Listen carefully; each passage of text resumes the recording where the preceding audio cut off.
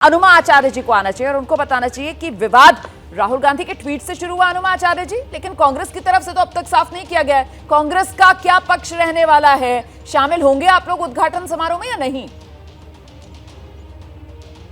रोमाना जी, हमने सबसे पहले ये बताया था कि आर्टिकल 79 के हिसाब से प्रेसिडेंट और लोकसभा राज्यसभा इन्हें संसद कहा जाता है। ये हमारे देश की सबसे सुप्रीम लेजिस्लेचर बॉडी है और उसमें प्रधानमंत्री जी ने अपने नाम के लिए देश की राष्ट्रपति जो कि संसद की प्रमुख हैं, उसके अलावा वो सर्वोच्च सेनाओं की भी सर्वोच्च कमांडर हैं, तो संसद की प्रमुख होने के नाते ये उद्घाटन उन्हें करना चाहिए था। भाई, मैं तो एक ऐसे ऑर्गेनाइजेशन से आती हूँ जहां हमारा जो सेना अध्यक्ष होता है, अगर वो खड़ा हो तो उप सेना अध्यक्ष या कोई और दूसरा कभी उद्घाटन नहीं करता, ऐसे किसी भी समारोह की अध्यक्षता भी नहीं करता।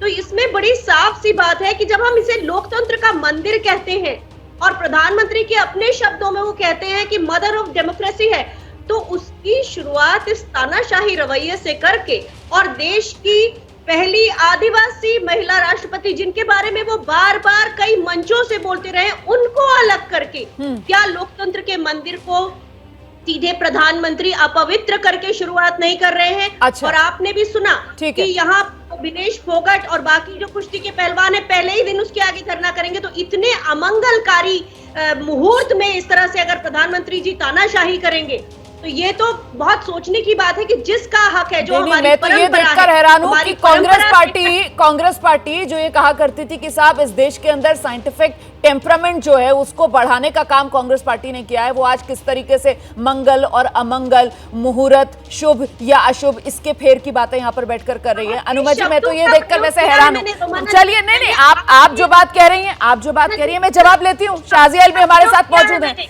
शाजिया इल्मी, क्या भूल हो गई है? क्योंकि बचपन से हम सब यही पढ़ते आए हैं कि पार्लियामेंट मतलब क्या, संसद मतलब क्या, प्रेसिडेंट एंड बोथ हाउसेस। तो ऐसे में क्या बेहतर नहीं होता कि राष्ट्रपति से उद्घाटन कराया जाता? शाजिया इल्मी मौजूद हैं, उन सबको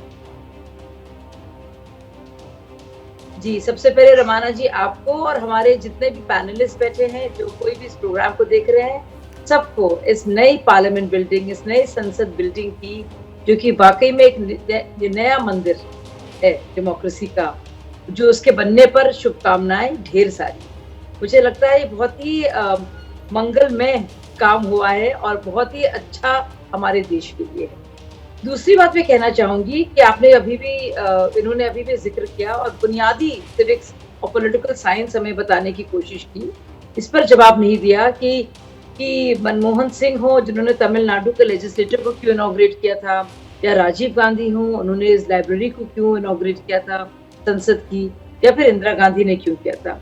चलिए, हम इसमें भी नहीं जाएंगे।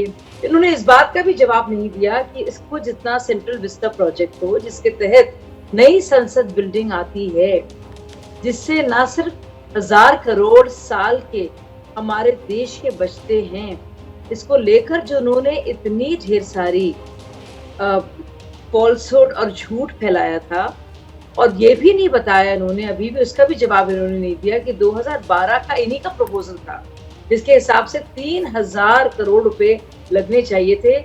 तो उस सब का जवाब ना देकर इन्होंने हमें बुनियादी सिविक और पॉलिटिकल साइंस सिखाने की कोशिश की कि कौन हेड ऑफ स्टेट है और कौन हेड ऑफ गवर्नमेंट है। सही कह रही हैं, हेड ऑफ गवर्नमेंट प्रधानमंत्री जी हैं, वही प्रधानमंत्री जी जिनको लेकर आपने लगातार ना सिर्फ प्रहार किए, सारी तरह की आपने ना ही अफवाहें फैलाई और इसी प्रोजेक्ट को लेकर फैलाई 3 साल तक लगातार। जैसे ही घड़ी का काटा दोपहर 2:30 पे आए, बबीता जी का दिल सास बहू साजिश के लिए मचल जाए। और ये है इनकी बहू, पूरे दिन ऑफिस की टेंशन हो जाए गॉन जब ये करें अपना फेवरेट शो फ्री टाइम पे ऑन।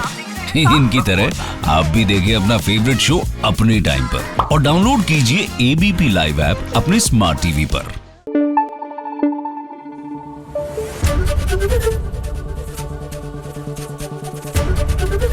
एबीपी न्यूज आपको रखे आगे।